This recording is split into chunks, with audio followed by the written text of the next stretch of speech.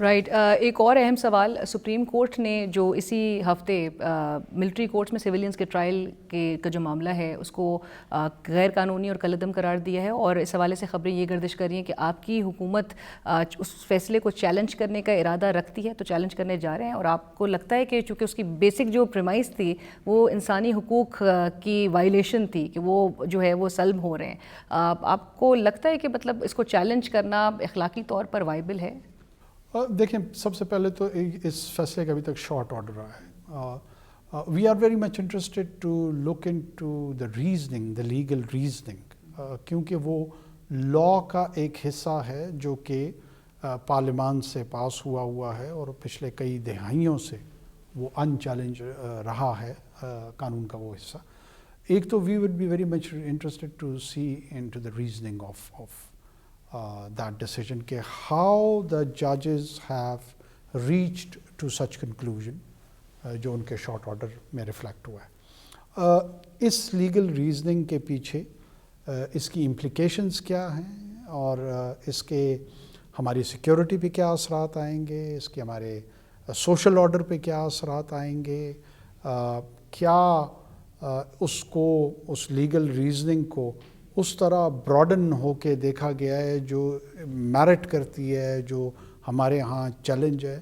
آپ یہ نہ بھولیں کہ یہ ہیومن رائٹس سے زیادہ ہمارے جو سیکیورٹی چیلنجز ہیں اس سے بھی منسلک ہے، اور دنیا میں یہ ڈیبیٹ چل رہی ہے سول لبرٹی ورسز جو کنزرویٹیو اپروچ ہے ٹورڈز دا اسٹیٹ پاورس. اس میں بیلنس آؤٹ کیا ہے مختلف ممالک کی اپنی اپنی اپروچز ہیں.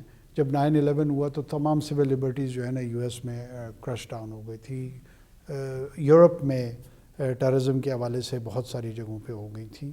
ایون یہ سوشل اور ڈیجیٹل سپیس میں ہیٹ مٹیریل کے حوالے سے ابھی جو مڈل ایسٹ کا کانفلکٹ آیا ہے اس میں انہوں نے بڑی اسٹرنجنٹ قسم کی گائیڈ لائن دی ہیں. لیکن ہمارے ہاں ہم تھوڑے سے ان لبرل ممالک سے ذرا زیادہ لبرل ہیں، اور ہماری یہ لبرٹی جو ہوتی ہے وہ ایٹ ٹائمز اس کے ہم سمجھتے ہیں کہ وہ ایبسولوٹ ٹرمز میں ہونی چاہیے. یہ ایک ڈبیٹ ہے اس معاشرے میں ضرور ہونی چاہیے کہ کیا ایبسولوٹ فریڈم ریکوائرڈ ہے یا there would be laws which would be guiding our behaviour, اور ان لاز کی ہم پاسداری کریں گے یا نہیں کریں گے، یا ان کی ضرورت بھی ہے یا نہیں ہے. تو یقیناً ہمارا ارادہ ہے، بٹ ارادہ ہے کہ چیلنج ہوگا. میں اس کنکلوژن کے ساتھ قطعاً اتفاق نہیں کرتا، چونکہ وہ اب فیصلہ آ چکا ہے، اس لیے اس فیصلے پہ بات کی جا سکتی ہے. اور میرے خیال میں کل کلاں کو اگر کوئی سویلین کسی ہاسٹائل ملک کے لیے کام کرتے ہوئے ملٹری انسٹالیشنز پہ کسی قسم کی کوئی حرکت کرتا ہے تو کیا اس فیصلے کے روز سے اس پہ مقدمہ دائر نہیں کیا جائے گا محض اس بات پہ کہ وہ سویلین ہے؟ تو اس کی بڑی امپلیکیشنز ہے، اتنا سادہ نہیں ہے جتنا نظر آ رہا ہے. رائٹ. بٹ